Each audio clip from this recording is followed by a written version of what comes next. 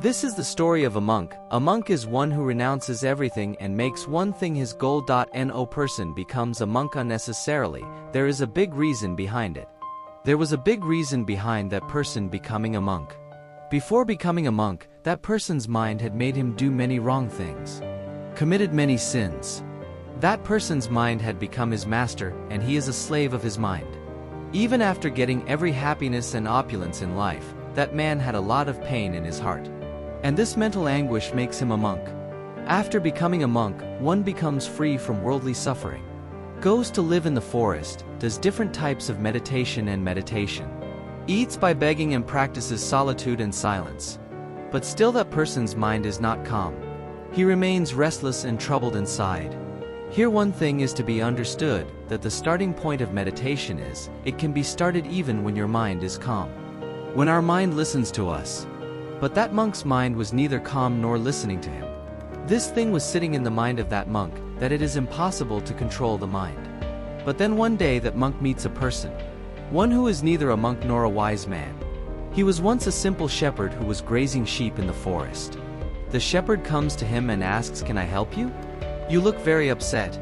I have been watching for the past several days that you are very restless. I can help you if you want." After listening to the cowherd, the hermit says, "How can you help me?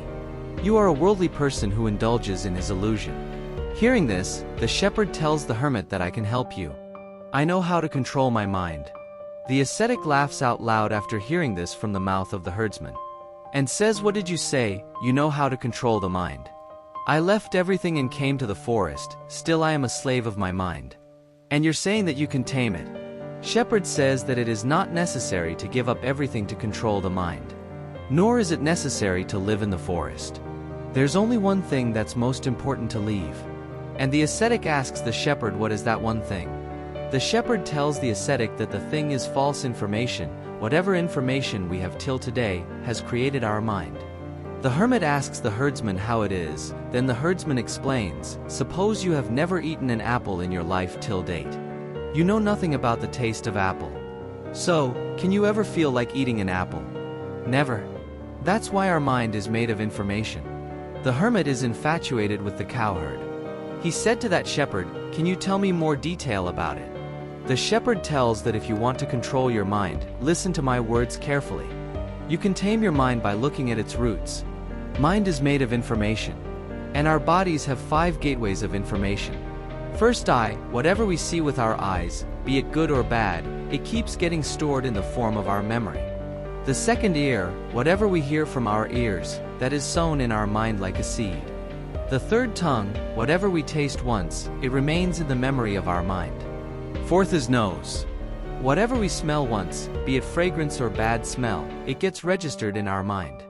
And the fifth is the skin, everything we touch once, his memory is imprinted somewhere in our mind. Whatever information enters us through these 5 physical doors, it gets stored in the form of seeds.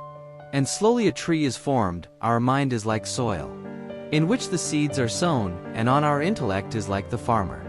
If our intelligence will grow the seeds of wrong information thinking it as the seed of correct information, when it becomes a tree in the future, it will give bad fruit. Your mind is not under your control because you have already kept wrong seeds in your mind. And now those seeds have grown into big trees. The ascetic asks the shepherd, "What should I do now? Because so far I've sown too many wrong seeds and I can't uproot them." The herdsman tells the ascetic that till now you were unknowingly sowing the wrong seeds. But now start intentionally planting the right seeds. If thousands of seeds are wrong inside, then what happened? Now get ready to grow millions of right seeds. You just have to pay attention, what information is going into you through these 5 walls. And the information that is being sent is correct or not. The hermit asks, "How long will this be done?" That shepherd says, "Whole life. The way you give good food to your stomach every day. Similarly, every day you have to give good food to your mind also. Yeah. Right information and right idea. In life, every day, every moment, you will have 2 choices, one of which will be right for you and the other wrong. But you have to choose the right option every time. Always remember, making the right choice can create pain within you. But that pain will only be there for a while, so no matter how much pain you have inside, you have to choose the right one every time. The more times you choose right, the more you sow the right seeds inside. And the day the number of right seeds in you will exceed the number of wrong ones, that day, your mind will be in your control. But for that day you have to continue your effort from today onwards. That monk understands the point of that shepherd. But do you understand?